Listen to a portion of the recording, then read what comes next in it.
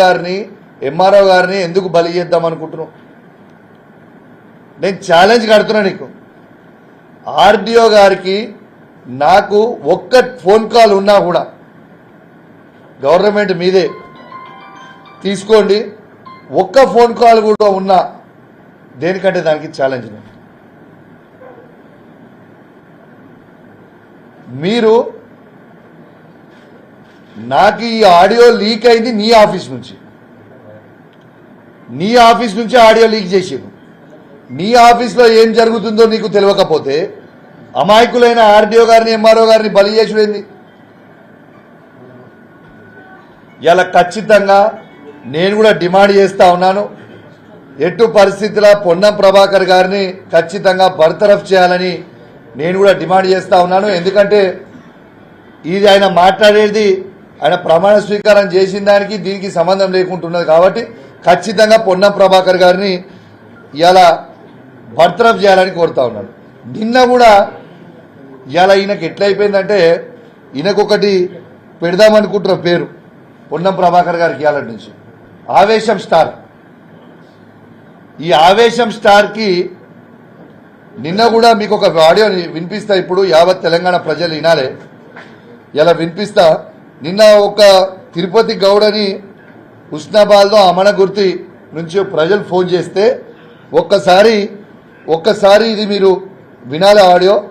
ఆయన మాట్లాడే మాటలు, ఆయన భూత్ పురాణాలు ఒక్కసారి మీరు వినాలని, మీ ద్వారా యావత్ తెలంగాణ ప్రజలందరూ కూడా వినాలని కోరుతా ఉన్నాను. ఇది చూడండి ఒకసారి వింటూ.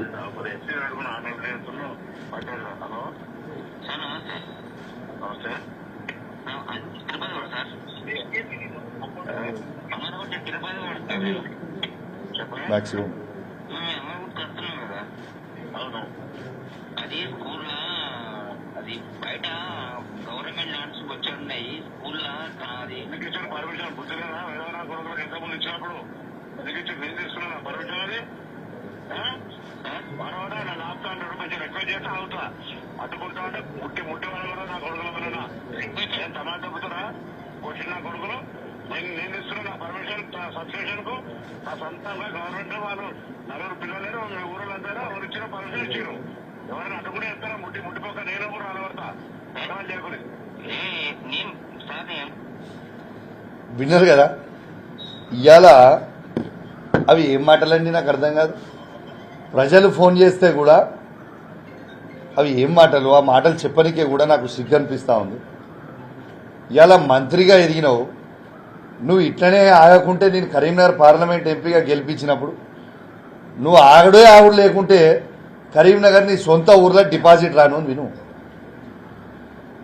నీ సొంత ఉన్న వార్డ్ ఏరియాలో 23 ఓట్లు పడ్డ గొప్ప లీడర్వి నువ్వు ఇట్లాంటి పనులు చేస్తే కరీంనగర్ ప్రజలు నిన్ను తరిమి తన్నేసిరి నుంచి